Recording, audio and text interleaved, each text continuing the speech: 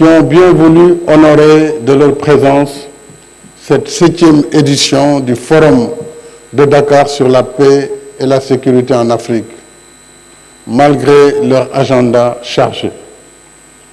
Merci à toutes et à tous d'être venus en dépit du contexte difficile de la pandémie.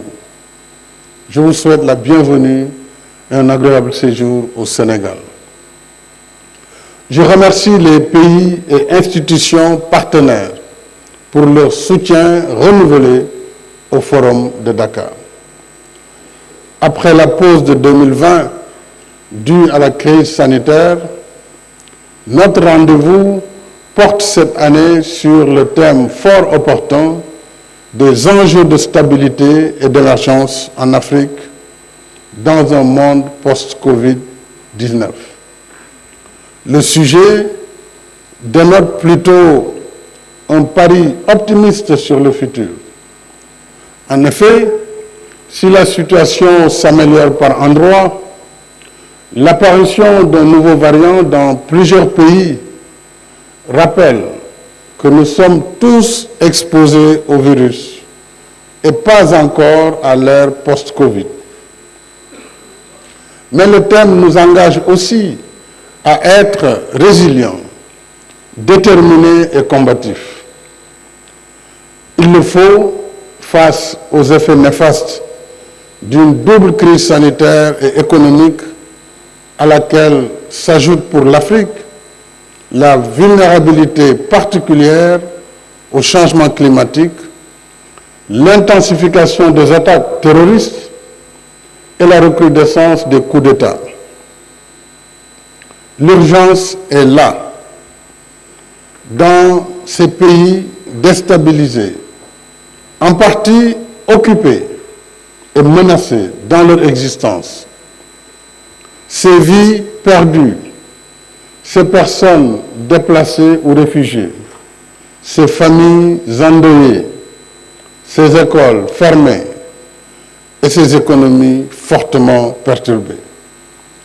Depuis 2014, le Forum de Dakar se tient pour diagnostiquer la situation en Afrique afin de contribuer à la recherche de solutions aux maux qui l'affectent. C'est le sens de la participation des dirigeants, chefs d'État, que je salue encore une fois, des hauts responsables, ministres, experts civils et militaires, aux responsables des organisations internationales, puisque, comme je le disais, la sauvegarde de la paix et de la sécurité du continent nous incombe au premier chef.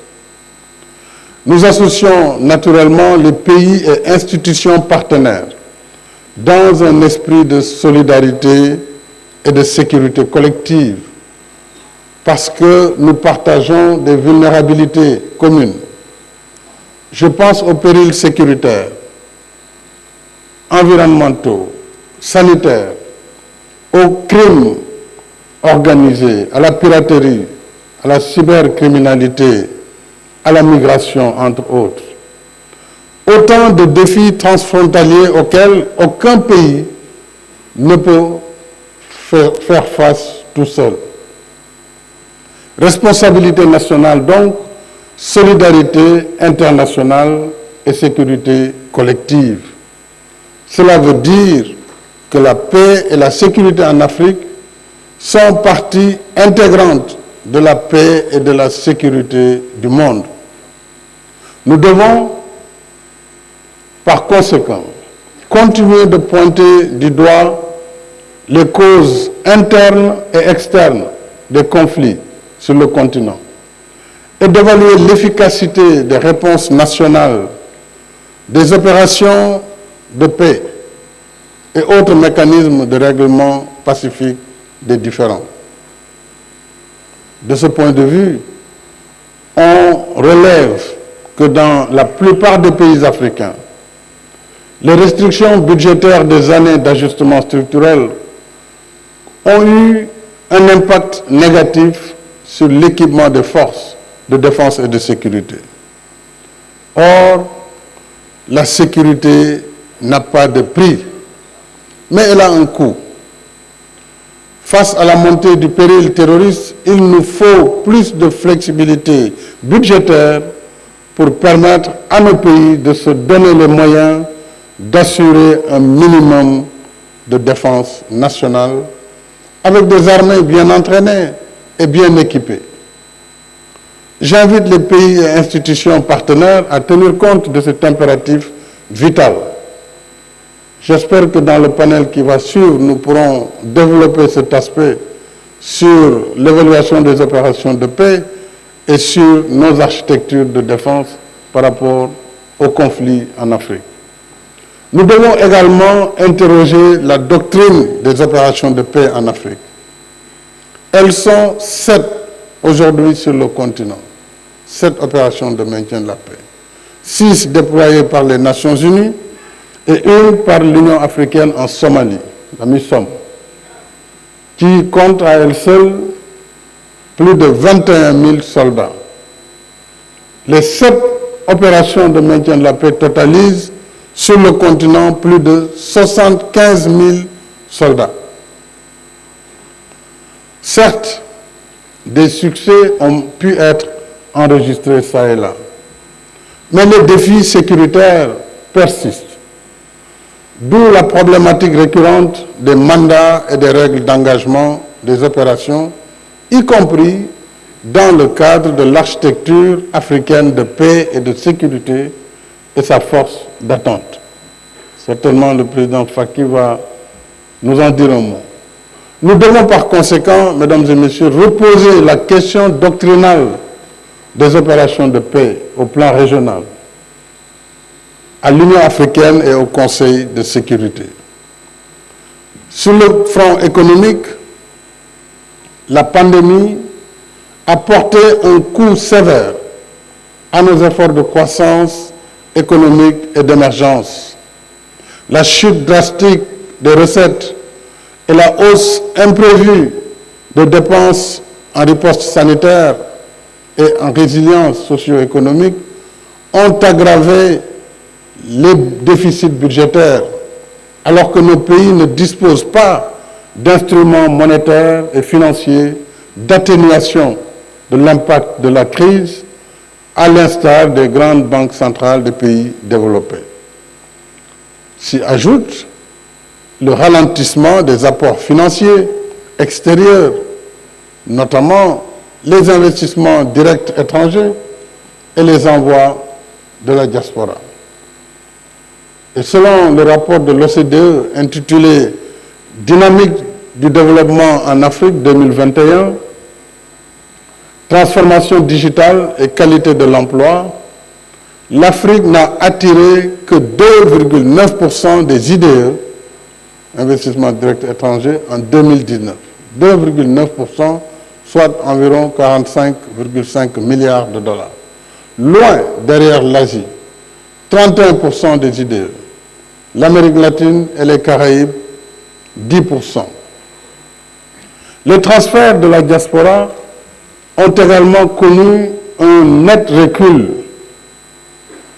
Je rappelle que ces transferts, estimés par la Banque mondiale à plus de 85 milliards de dollars en 2019, sont de loin supérieurs aux 29,6 milliards de l'appui public au développement pour l'Afrique. Voilà les chiffres.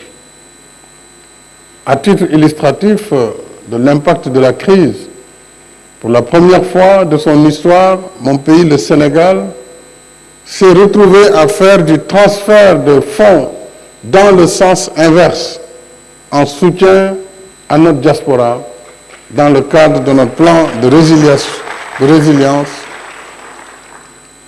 pour vous dire combien la crise également a été dure dans les pays d'accueil, pour cette diaspora. Alors, dans ce contexte de crise et d'efforts, de relance post-Covid, quel enjeu et quel défi pour l'émergence du continent? Il faut d'abord rappeler l'ordre des grandeurs. L'Afrique, je le répète souvent, c'est 30 millions de kilomètres carrés et plus de 1,3 milliard d'habitants. Selon la Banque africaine de développement, rien que pour les infrastructures, les besoins du continent se situent entre 130 et 170 milliards de dollars par an. C'est dire que si l'aide peut contribuer à régler une urgence sectorielle, elle ne peut satisfaire les énormes besoins en route, en autoroute, en infrastructure globale, en centrales électriques et autres infrastructures indispensables à l'émergence de notre continent.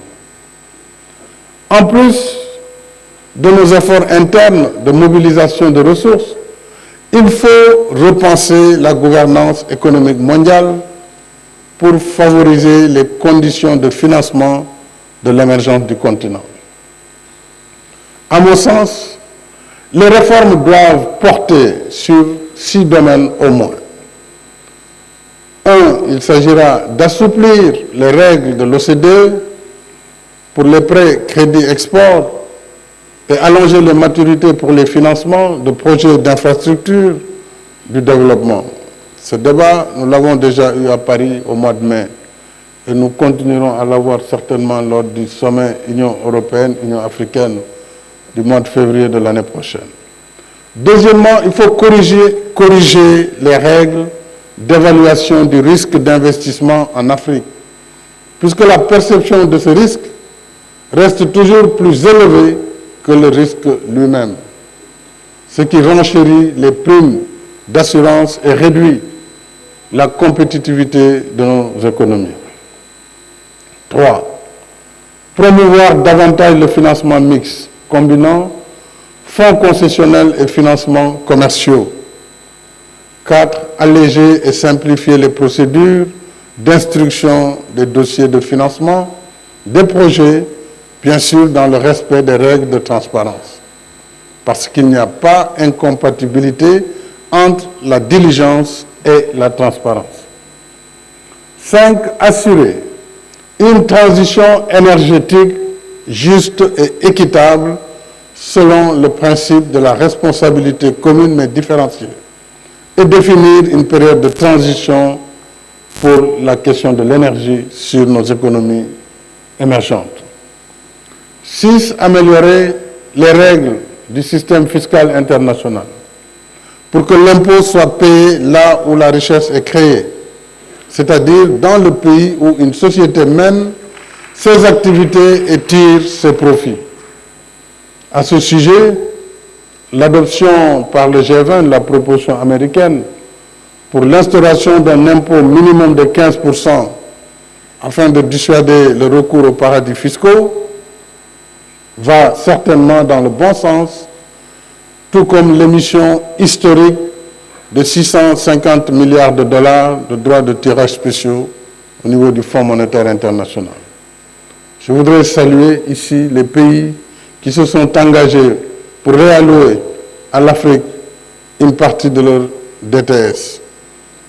Ainsi, l'Afrique a pu disposer de son quota, qui n'était que de 33 milliards de dollars, pour renforcer sa résilience sanitaire, atténuer en partie l'impact de la crise et amorcer la relance économique. C'était le premier objectif du sommet de Paris, je le rappelais, de mai dernier sur le financement des économies africaines. Travaillons maintenant sur le deuxième objectif, qui est celui de la réallocation aux pays africains selon des modalités à convenir de 67 milliards de dollars mobilisables sur les DTS des pays riches qui consentent, bien entendu, pour atteindre le seuil des 100 milliards de dollars convenus. C'est ce qui nous rapprochera de 252 milliards de dollars. Désolé pour tous ces milliards, mais c'est important de fixer les chiffres. 252 milliards, c'est ce qu'il nous faut pour contenir le choc de la Covid-19 d'ici 2025. Ça, c'est le Fonds monétaire qui le dit. D'autre part, l'accès de tous au vaccin et sa production en Afrique reste pour nous une priorité majeure. Je salue les efforts déployés au plan bilatéral et dans le cadre de l'initiative COVAX. Et je tiens à remercier tous les pays donateurs dans l'initiative COVAX. Mais beaucoup reste à faire pour atteindre nos objectifs de vaccination. Le président Matamela Cyril Ramaphosa, qui coordonne avec engagement la riposte anti-Covid à l'échelle africaine, nous en dira certainement un peu plus. D'ailleurs, parlant d'Omicron, il est aussi là depuis quelques jours. Il est partout. Et nous devons arrêter de nous faire peur. Nous devons respecter les gestes barrières. Nous devons continuer la vaccination. Et je crois qu'on doit arrêter de faire peur à l'humanité tout entière, alors sur des sujets pour lesquels nous n'avons pas encore la pleine maîtrise. Et comme l'a clairement indiqué l'OMS, isoler un pays qui a séquencé un nouveau variant et a fait preuve de transparence est non seulement discriminatoire, mais aussi contre-productif. Parce que c'est inciter les autres à ne pas publier les résultats réels de leur investigation. C'est là le danger. Donc il faut que nous continuions à travailler ensemble dans la solidarité. Cette pandémie qui frappe tous nos pays doit nous rassembler sur le front solidaire de la riposte au lieu d'ajouter un nouveau clivage entre pays riches et pays pauvres.